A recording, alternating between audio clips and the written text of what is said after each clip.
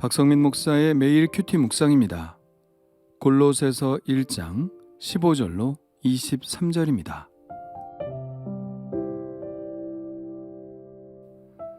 그는 보이지 아니하는 하나님의 형상이시요 모든 피조물보다 먼저 나신 이시니 만물이 그에게서 창조되되 하늘과 땅에서 보이는 것들과 보이지 않는 것들과 혹은 왕권들이나 주권들이나 통치자들이나 권세들이나 만물이 다 그로 말미암고 그를 위하여 창조되었고 또한 그가 만물보다 먼저 계시고 만물이 그 안에 함께 섰느니라.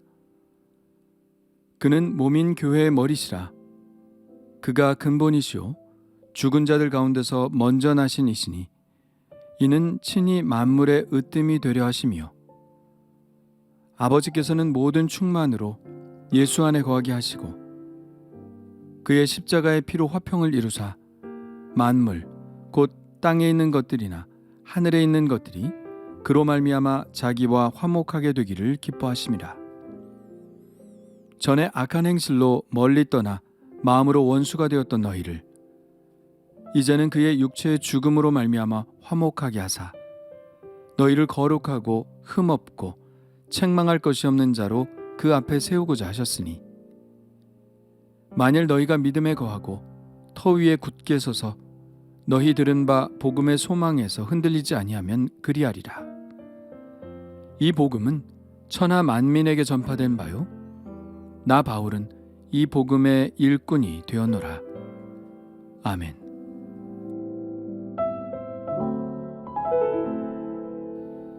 오늘 말씀의 스펙트럼은 굉장히 넓습니다. 한 구절 한 구절도 소중하지만 전체적인 맥락을 이해해야 하나님의 큰 그림과 바울의 사도로서의 현재 위치를 파악할 수 있습니다. 전체적인 내용을 파악하기 위해서는 오늘 본문의 마지막 구절을 먼저 보는 것이 매우 유익한데요. 23절 하반절에 이렇게 되어 있습니다. 이 복음은 천하 만민에게 전파된 바요 나 바울은 이 복음의 일꾼이 되었노라. 이 구절로 보아 앞의 내용은 복음이 무엇인지를 설명하고 있는 것으로 보입니다. 이 복음이 무엇이기에, 이 복음이 얼마나 가치가 있는 것이기에 바울은 자신의 생명을 바쳐 이 복음의 일꾼이 되어 이 복음을 천하 만민에게 전파하는 것일까요?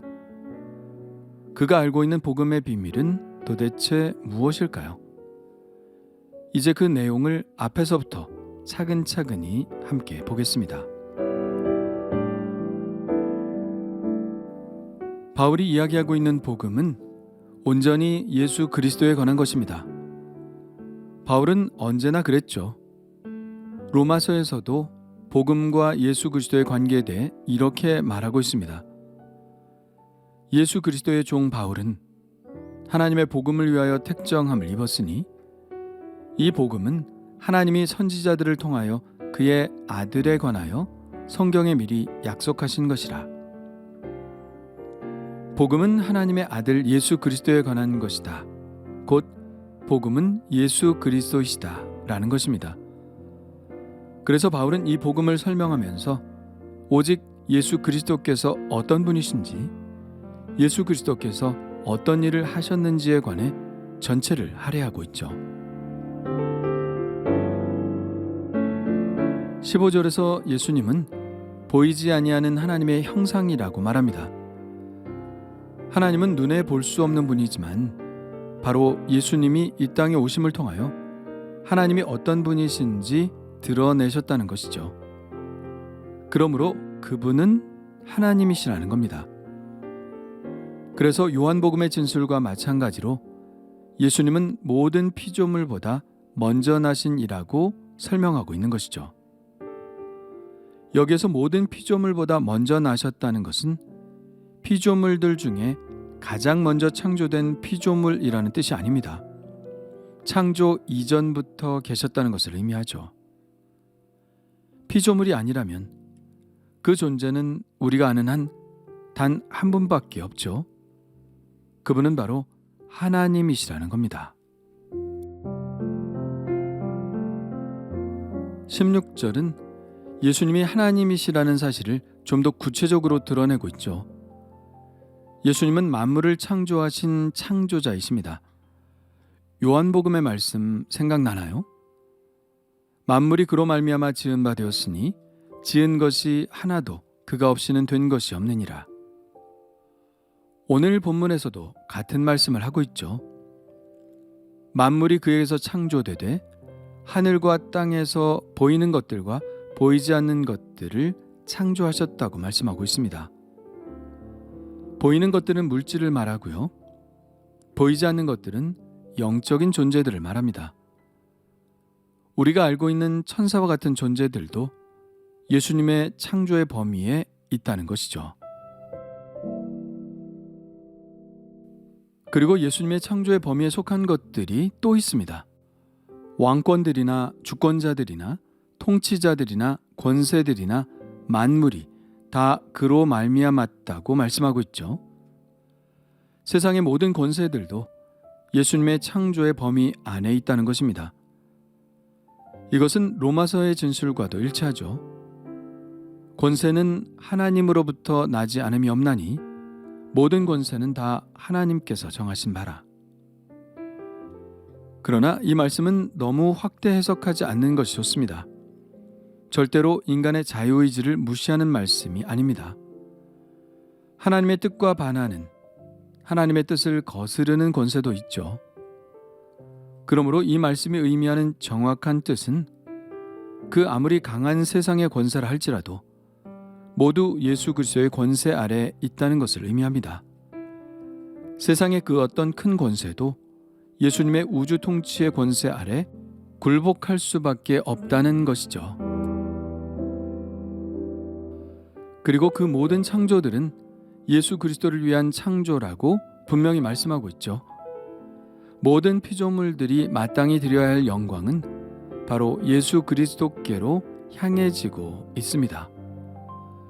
인간의 죄로 인하여 지금은 모든 피조 세계가 허무한 데 굴복하고 있지만 피조물들이 바라는 바는 예수 그리스도의 구원이 인간뿐만 아니라 모든 피조 세계에까지 미쳐서 그 모든 피조물들이 본래의 목적대로 예수 그리스도를 위한 존재로 존재하는 것입니다.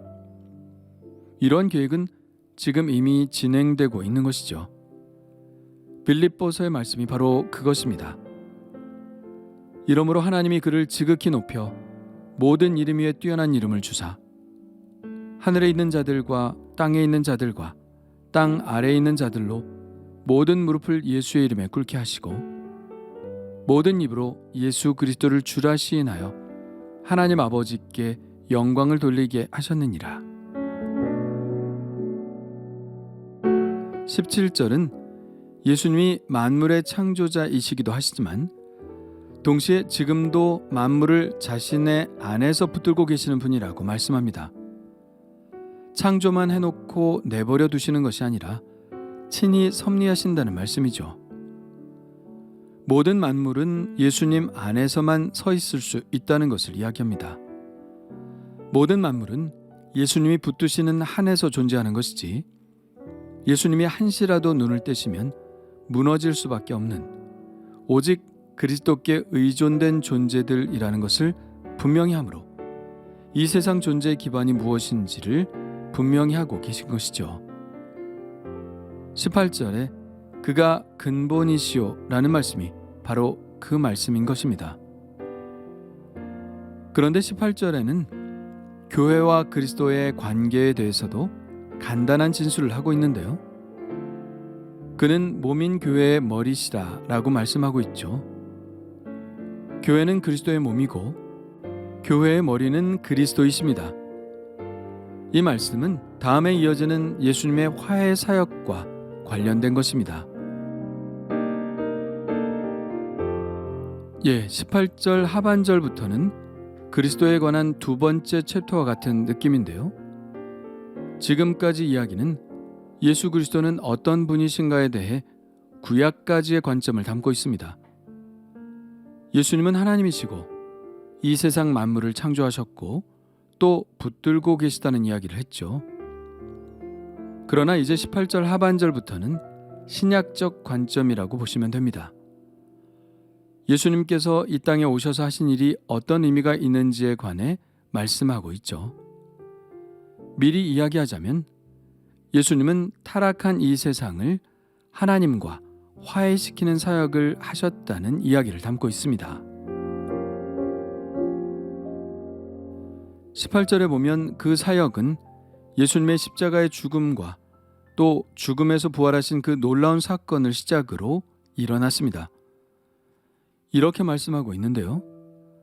그는 죽은 자들 가운데서 먼저 나신 이시니.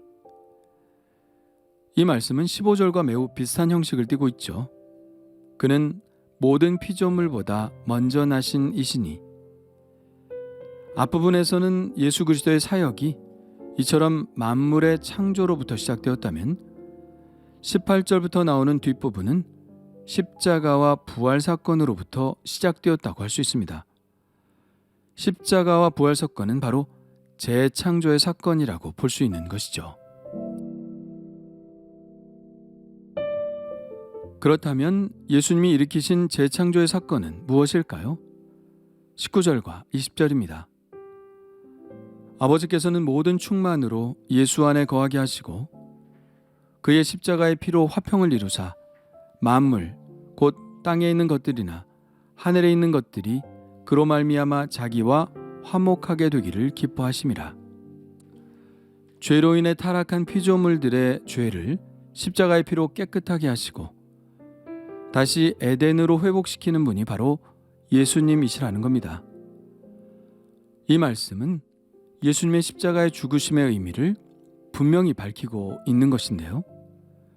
십자가의 죽음이란 타락한 모든 우주 만물의 죄를 속하는 사건이고, 부활이란 이렇게 구속된 세상 만물들이 거룩하게 되어 다시 하나님과 화해된 존재로 재창조되는 것을 의미하는 사건입니다. 이것이 바로 예수 그리스도를 통한 하나님의 거대한 계획이죠. 그리고 이 계획은 완성을 향해 지금 나아가고 있고요. 바울은 지금 전 우주적 구원, 창조 세계의 구원이라는 이 큰 그림을 보고 있는 것입니다. 그리고 이 전 우주적 구원은 골로새 교회 안에서 구체적으로 어떻게 실현되고 있는지를 21절부터 이야기하고 있습니다.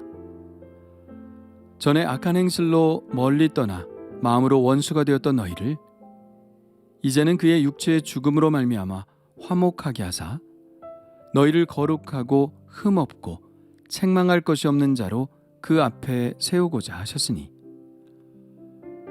이것이 바로 우리를 향한 하나님의 계획입니다. 그것 때문에 하나님과 원수되었던 바로 그 죄를 십자가의 피로 깨끗하게 하셔서 하나님과 화목하게 하시는 것. 그것이 바로 우리를 향한 하나님의 계획이죠. 그리고 앞서 언급되었던 교회는 바로 그 일이 일어나는 현장이고요. 다시 말하면 하나님과 이 세상을 화해시키는 기관이 바로 교회라는 것입니다. 바울은 그런 사명이 있는 교회와 그리스도인들에게 권면하고 있습니다. 23절입니다. 만일 너희가 믿음에 거하고 터 위에 굳게 서서 너희 들은 바 복음의 소망에서 흔들리지 아니하면 그리하리라. 이런 하나님의 큰 계획 안에 우리가 있으니 이 믿음에 거하고 굳게 서서 이 복음의 소망에서 흔들리지 말라는 것입니다. 끝까지 그렇게 견실하게 믿음을 지켜나간다면 우리는 하나님 앞에 거룩하고 흠없고 책망할 것이 없는 존재로 서게 된다는 것이죠. 이것이 바로 복음입니다. 요컨대 예수 그리스도는 우리를 창조하셨고 죄인인 우리를 십자가로 구원하셨으니 이 믿음을 굳게 지키면 모두 하나님 나라에서 하나님 앞에 부끄럼 없이 설 수 있는 존재가 된다는 것입니다. 죽음의 두려움과 하나님의 심판의 두려움에 떨고 살아가고 있는 우리들에게 이 예수 그리스도의 복음이야말로 가장 좋은 소식인 것이죠. 그래서 바울은 이 복음을 한 사람이라도 더 들을 수 있도록 천하 만민에게 전파하고자 복음의 일꾼이 되었다고 말씀하고 있는 것입니다. 자, 어떤가요? 복음의 큰 그림이 그려지시나요? 예수 그리스도께서 어떤 분이신지, 왜 이 땅에 오셔서 십자가를 지셨는지, 그리고 나를 향한 주님의 계획이 무엇인지 분명히 알게 되었나요? 그렇다면 내가 어떤 삶을 살아야 할지도 분명히 알게 되었을 것입니다. 거룩하고 흠없고 책망받을 것이 없는 자로 하나님 앞에서 서기 위해 예수 그리스도를 의지하는 삶을 살아가는 것, 또 이 귀한 복음의 소식을 사람들로 하여금 듣게 하는 것, 그것이 우리가 해야 할 일이라 믿습니다. 당신의 생각은 어떤가요?